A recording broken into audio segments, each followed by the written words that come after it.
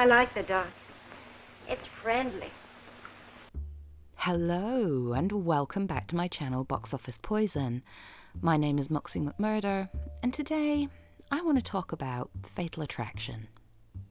Before we get into the video, just a quick note to ask you to hit that subscribe button because, I'm not going to be ignored, man. So I've been re-watching some films in preparation for a future video, and one of the films I revisited was Fatal Attraction. In a curious twist of fate, literally the next day, I heard that there was a Fatal Attraction TV show coming to Paramount Plus this month, April, which answered the question I'd been asking myself while I watched the film. What would Fatal Attraction look like if it was made today? I actually really like Fatal Attraction. It's a well-made film with excellent performances, and it's not hard to see why it was a hit.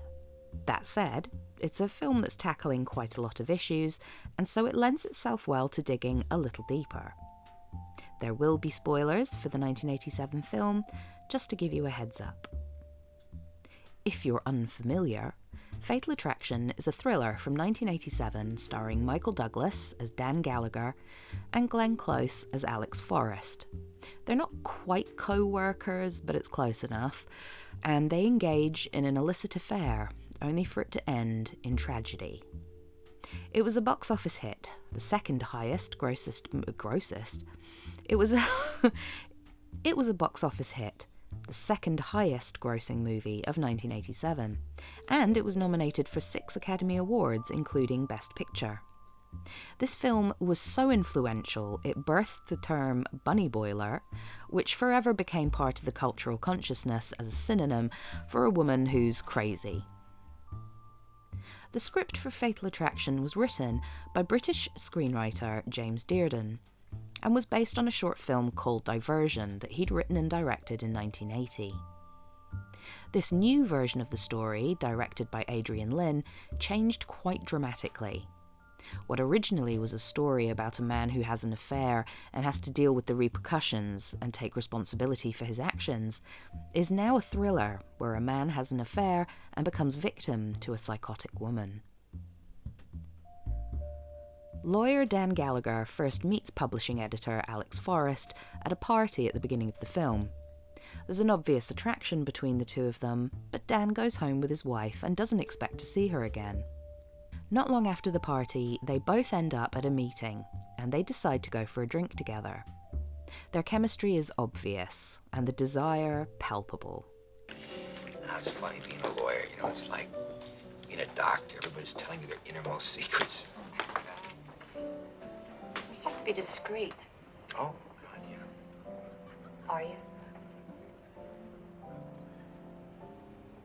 Am I what? Discreet.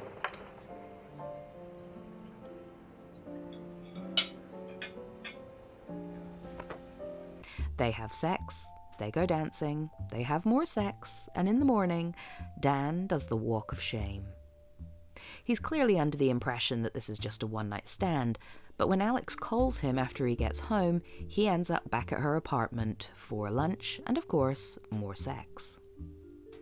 He makes it clear during this lunch date that he has no intention of leaving his wife, and Alex seems to make her peace with it.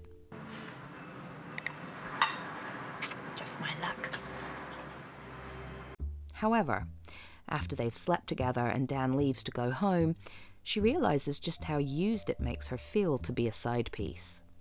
And from here, things take a dark turn, including threats, self-harm, kidnapping, dead rabbits, and depending on which ending you prefer, murder or suicide.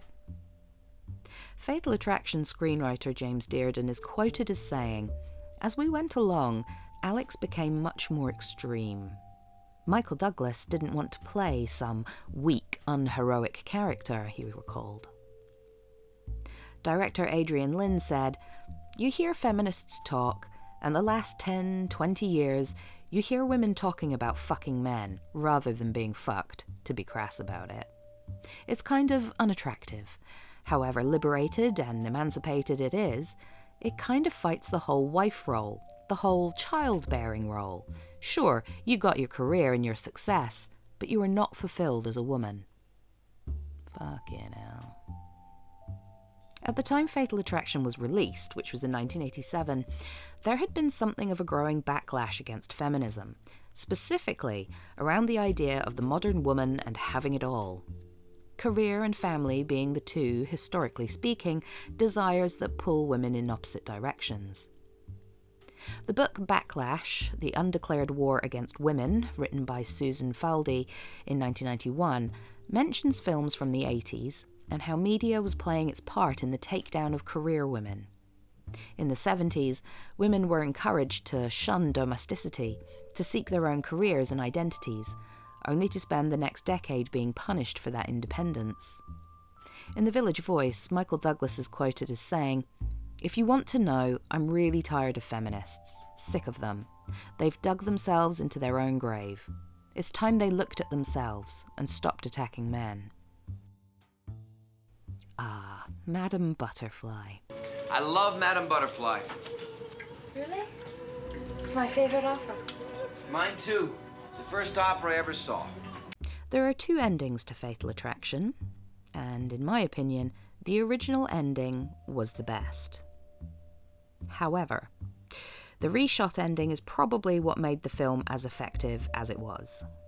What happened with me is when I heard that they wanted to make me into basically a psychopath, where I'd go after someone with a knife, rather than somebody who was self-destructive and basically tragic, it was a profound problem for me. Yeah. Because, as I told you, I did a lot of research about the character. And I felt, even though there were a lot of secrets and people might not have understood all the behavior, I did. So to be brought back 6 months later, I think it was. Yeah. 6 months later, and told that you're going to totally change that character. It was very hard. And I think I fought against it for 3 weeks. Oh, you I did? I remember we had meetings. Oh, we did. I remember. Dramatically, it works, but thematically it doesn't. The film spends a lot of time seeding the Madame Butterfly theme. Madame Butterfly is an opera by Puccini that tells the story of a 15-year-old Japanese girl, Chocho San, her name means butterfly, who falls in love with a US Navy lieutenant who's stationed in Nagasaki. They marry, but it all ends in tragedy when he returns to the US and remarries. Meanwhile, Chocho San believes he'll come back for her, and eventually it's discovered she had his baby. And when he does finally come back to Japan, he doesn't visit her, and she ends up taking her own life. So the original ending of Fatal Attraction has Alex taking her own life and Dan being arrested for her murder. But Beth finds evidence of Alex's unstable mind and stalking of Dan via a tape recording. I don't want to live without you, Dan. I can't live without you. But when you push me away, you give me no other choice. I'll just cut deeper next time. I'll kill myself. I will. I'll kill myself. However, test audiences and the folks in charge weren't happy with this. They wanted Alex to be punished. And so the ending was changed, much to Glenn Close's chagrin, to one where Alex breaks into Dan and Beth's home. She attacks Beth, and Dan comes to the rescue and drowns Alex in the bath, only for her to spring from the water like Jason Voorhees, and Beth shoots her. I felt from all my research, I just didn't think she was a psychopath. I thought she was a deeply disturbed woman, but she's not a psychopath. So once you put a knife in somebody's hand, I thought it was a betrayal of the character. Don't you think I understand what you're doing? But, you know, I now looking back, I think I was right to feel the way I felt.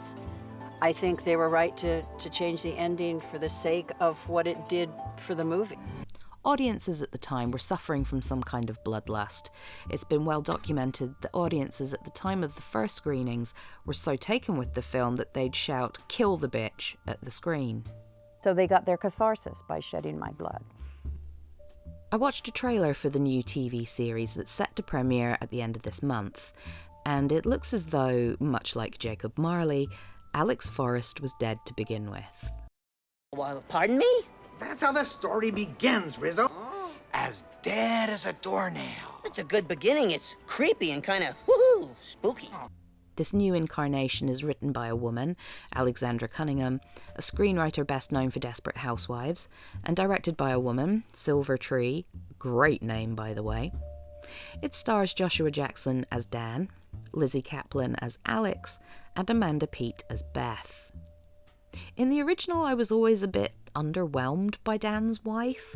There's nothing wrong with her, she's a good wife and mother, and the performance is fine. She's just a little blah. Whereas Amanda Peet is awesome, and so I also wonder how her take on the character will change anything, if at all. They've also aged up the daughter for some reason, which is an interesting choice. In the original film, Ellen is around 6 years old. However, if they've aged her up in order for her to wind up being Alex's killer, I'll be very disappointed, because that's a bit obvious, no? As I said before, I am a fan of Fatal Attraction. I think it's a great film. Everything I like is problematic, so, you know, get over it. But if you haven't seen Fatal Attraction before, I would definitely recommend it. It's a great thriller. And if you have seen it before, maybe give it another look, because it's interesting to see how your opinions of these sorts of films change over time. Back when I was a kid, I watched this film and loved it, thought it was great, you know, it's a great thriller, it's borderline horror, not really, but you know what I mean. It was quite shocking for the time. But watching it now, I definitely have a different takeaway, particularly with the themes of mental illness and, you know, them pushing the narrative that people who are mentally ill are more likely to hurt you, which is absolutely not the case. As we all know, people suffering from mental health problems are more likely to hurt themselves than other people, which is again why the original ending works, both dramatically and thematically. But there we are. If you've made it this far into the video, thank you so much for watching. If you did like this video, please give it a thumbs up and leave a comment below. It does really help the channel out when there's a bit of interaction. So sound off below. Did you like Fatal Attraction? Do you not like Fatal Attraction? Are you excited for the TV show? I kind of am. Kind of. Maybe. If you really liked this video and you'd like to help support my channel further, you can buy me a coffee. I'll leave a link to my account in the description box below. And please believe me when I say all caffeine hits are gratefully received.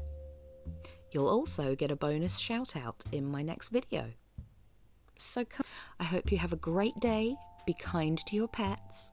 Well, bring the dog. I love animals. I'm a great cook. And stay spooky.